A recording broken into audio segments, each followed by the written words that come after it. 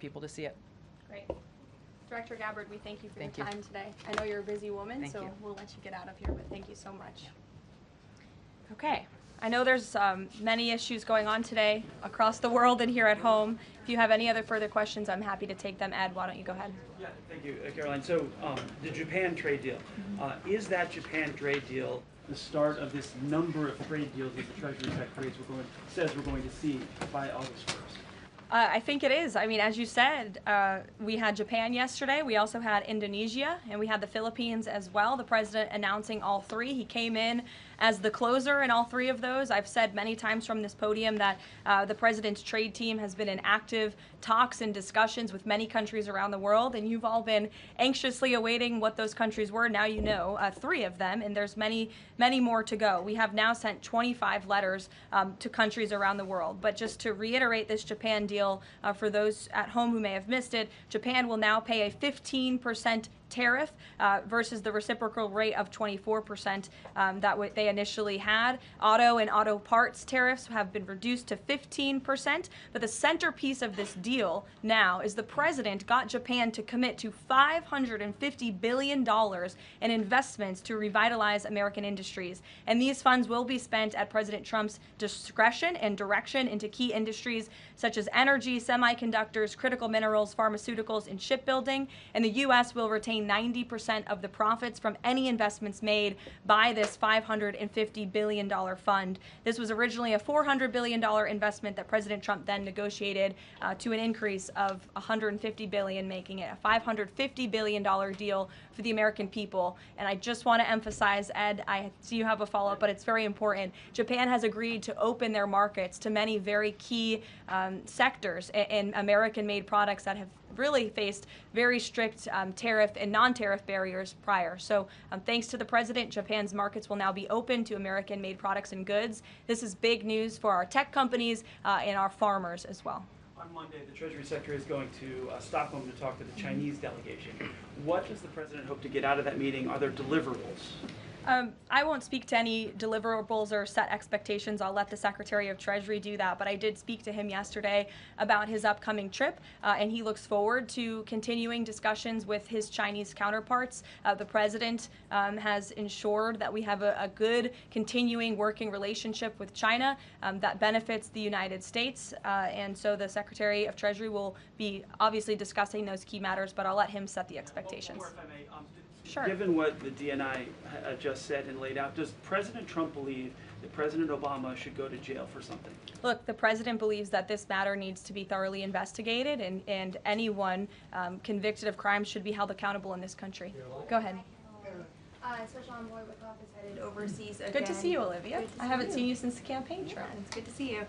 He's headed back overseas. Can you give us a sense of what the marching orders are to some of the people he'll be meeting with, and specifically as it relates to Gaza and ongoing talks there? Yes, Special Envoy Wickoff is headed to Europe, where he will meet with key leaders from the Middle East to discuss the ongoing ceasefire proposal to end this conflict in Gaza and to release the hostages.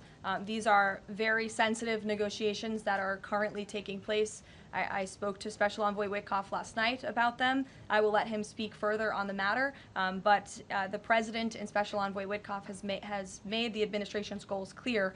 We want this ceasefire to happen as soon as possible, and we want these hostages to be released. Go ahead. Caroline, a Florida federal judge has refused to allow the Epstein grand jury materials to be released. Does the president want the administration or Department of Justice to appeal that ruling? That was just breaking as the director and I were coming out here, so I haven't had a chance to talk to the president about it. I understand there are 2 other requests from the Department of Justice that are ongoing, but I'll let this president speak to whether he wants to see an appeal. And the Department of Justice, I'm sure, can give you a statement on that as well. And is he supportive of the effort to talk to Ghislaine Maxwell? I know that Todd Blanchard mentioned that earlier this week. The president spoke to this yesterday, and he said he thinks it's an appropriate idea. Kelly. What is the accountability that you would like to see if this current president is the one who brought the case to the Supreme Court and Chief Justice Roberts made clear in his opinion that a sitting president's responsibilities in office cannot lead to prosecution, immunity? So what is it the President Trump wants regarding President Obama, given that fact? And the special counsel at the time, Durham, when that Supreme Court matter was not in effect, could have charged anyone and did not. So on those 2 points, how do you respond? Look, the president has made it clear that he wanted these documents to be declassified. He wanted the American people to see the truth, and now he wants those who perpetuated these lies and this scandal to be held accountable. As for what accountability looks like, as the director said, it's in the Department of Justice's hands, and we trust them to move this ball forward. Well, you would agree Stephanie. President Obama cannot be charged based on that immunity. Again, I'll leave that to the Department of Justice. Stephanie.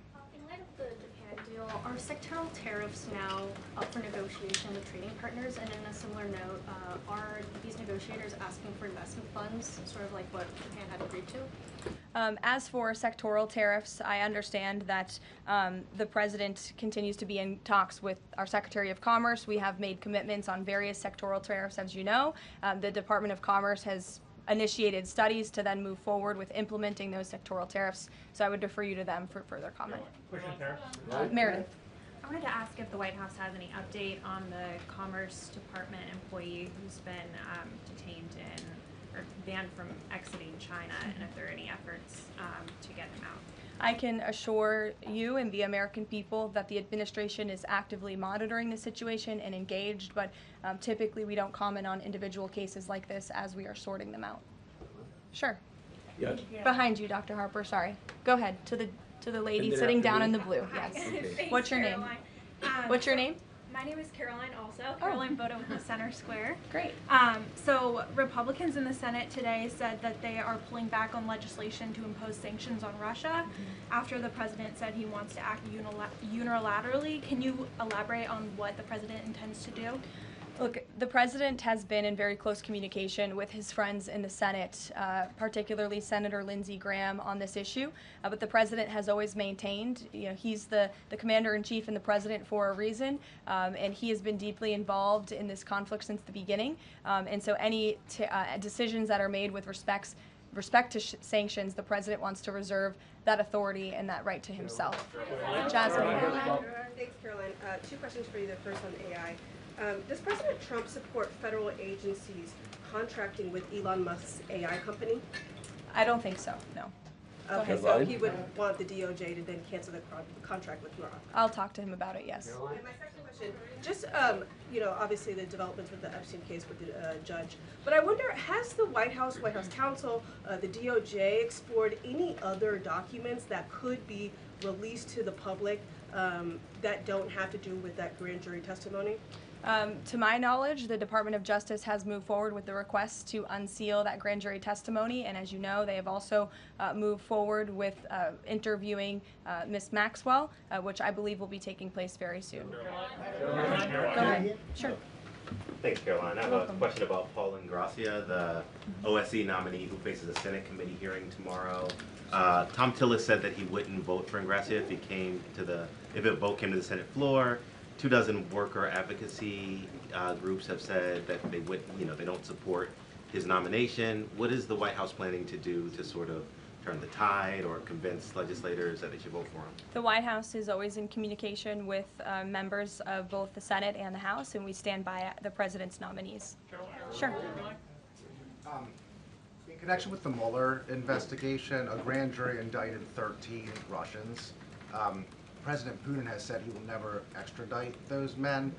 Given the new information that Ms. Gabbard has found, what's the administration's position on that case? Should those charges be dropped? I don't have an update for you on that case, but I'll check in with the National Security Council, and our team will get you something. Sure. Thank you so much. So Fannie Willis and Jack Smith separately, they both charged President Trump with conspiracy to defraud the United States and a conspiracy to overturn the 2020 election. And now it turns out we're confirming that Obama and his cronies were doing that the whole time in 2016 on a massive scale, falsifying documents and having their intel agencies do this.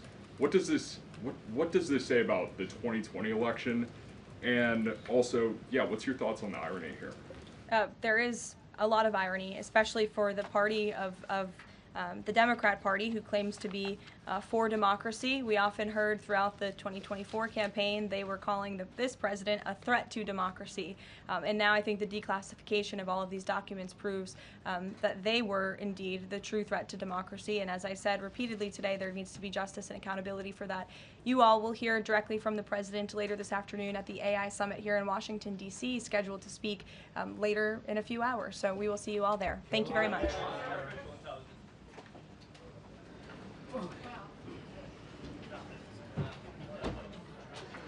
Yes.